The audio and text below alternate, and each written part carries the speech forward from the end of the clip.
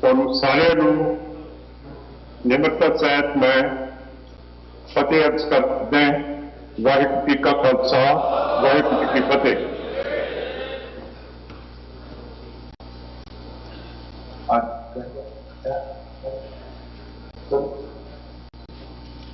ਅੱਜ अपनी पहली मीटिंग है जिहड़ा कि एक नवा मेल साडा तुहाडे सारिआं नाल हो रहा है और सानू बड़ी खुशी है कि तुसीं रिचमंड हिल न्यूयॉर्क दे विच सारे विराजमान हैगे हो ते पार्टी की आवाज़ इथों इंडिया तो सुन रहे हो।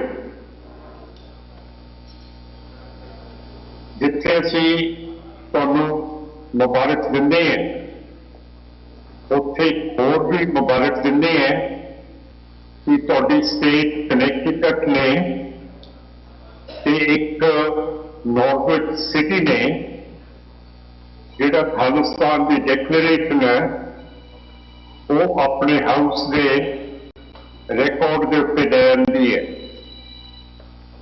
ये बहुत वधिया है जिहड़ा तुसीं सारे काम सिख कौम दे लई कर रहे हो।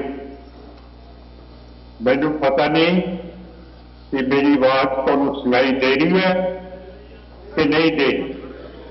मेरा ख्याल दे रही है। Thank you.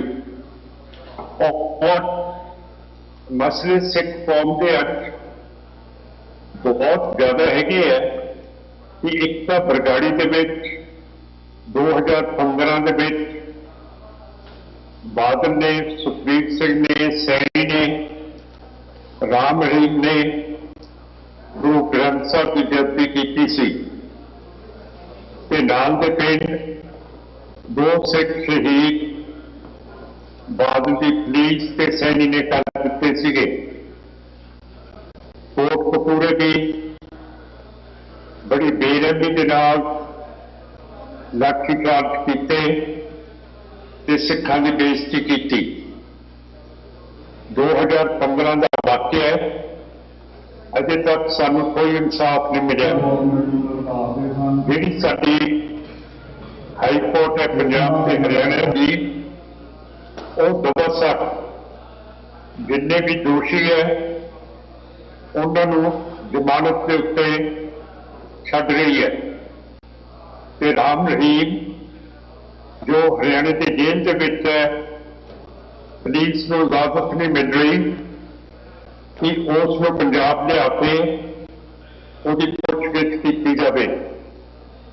जब वो हरियाणा की जेल के विच है, हरियाणा की सरकार उसकी पिठ के उत्ते खड़ी है और उत्थे कोई मीनिंगफुल लाभदायक इंटरोगेशन का पुछगिछ नहीं हो सकती।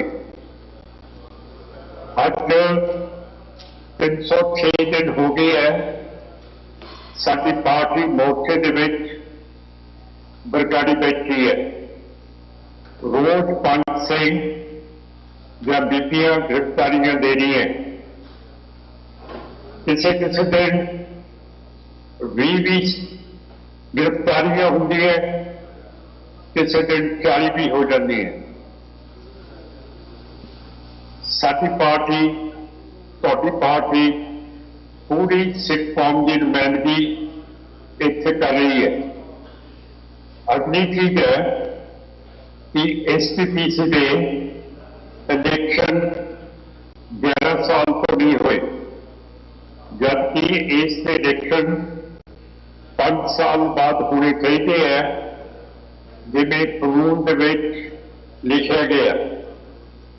STPC सिखां दी पार्लियामेंट है जो अंग्रेज हुकूमत ने कानून के राही 1925 के विच स्थापित की सी, जिहदे नाल सिखां दी आवाज़ सारी दुनिया दे विच जान लगी।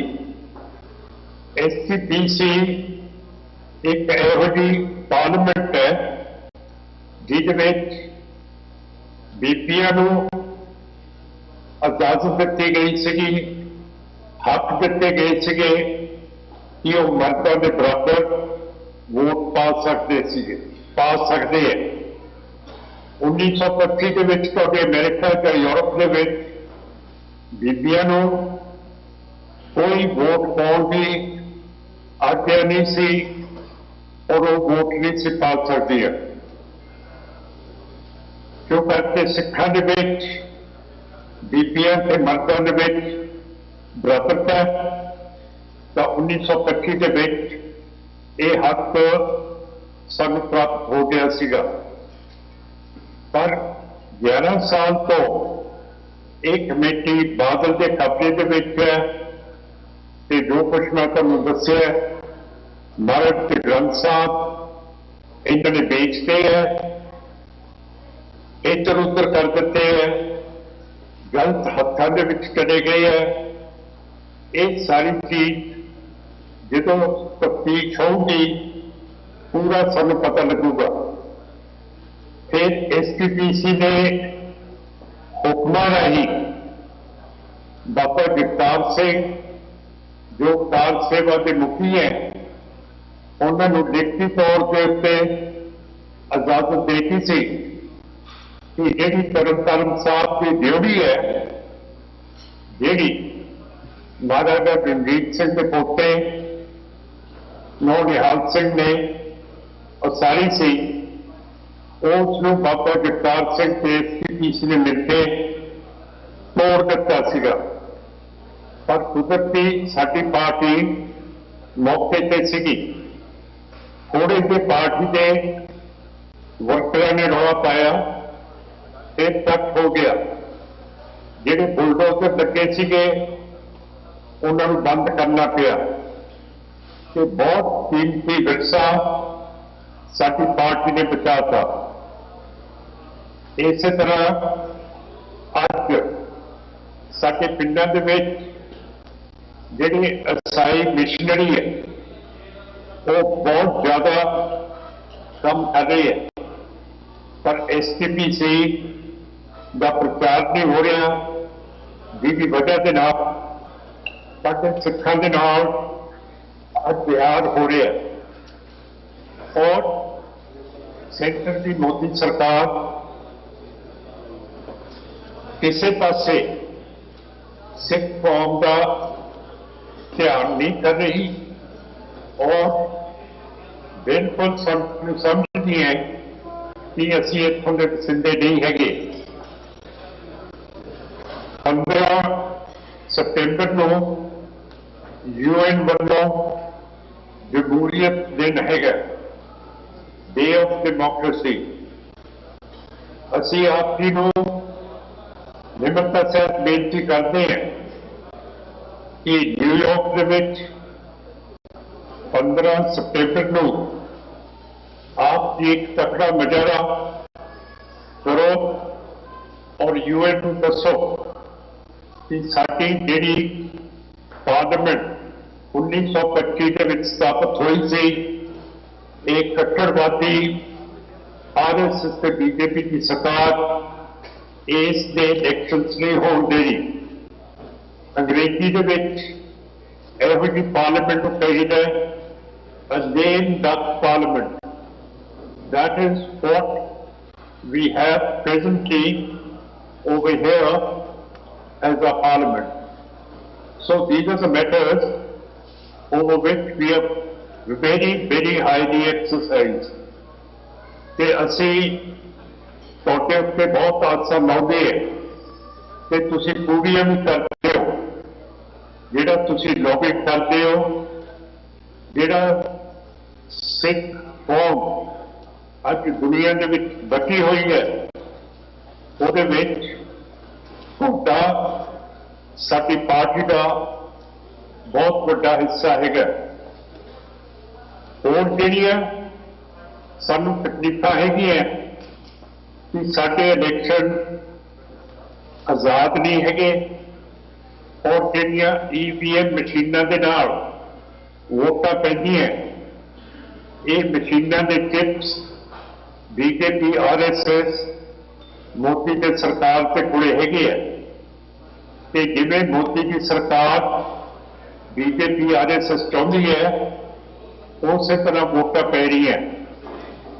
ऐसी तुहाडी इमदाद दे नाल तुहाडे शुभ चिंता के नाल अरदासां दे नाल असीं काफ़ी सीटां जित के लेके जा रहे सीगे, पर क्यों करके ईवीएम मशीनां जिहड़ियां अमेरिका जिहड़ी सब तो वधिया डेमोक्रेसी है, वलैत है, होर जिहड़े मुल्क है कैनेडा, उत्थे बैलेट पेपर्स के नाल वोटां पैंदियां ते उन्हां दी पछाण हुंदी है।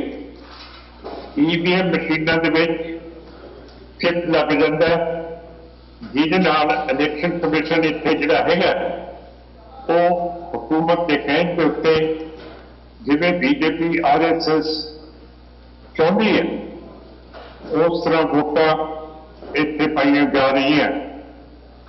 सो इन सारियां चीज़ां तुहाडे ध्यान दे विच असीं लैके आ रहे हैं जो सानूं मुश्किलातां हैगियां, but at the same time we are very, very proud of you, of the work and the fact that you are keeping Sikhism alive, not only in America, but also the world, and also here in India, where we live under great suppression and there is no rule of law, no principles of natural justice, but we survive nevertheless because we have great faith that our parliament are now spread all over the world, and especially in America, where our leaders, Sra Bhutta Singh,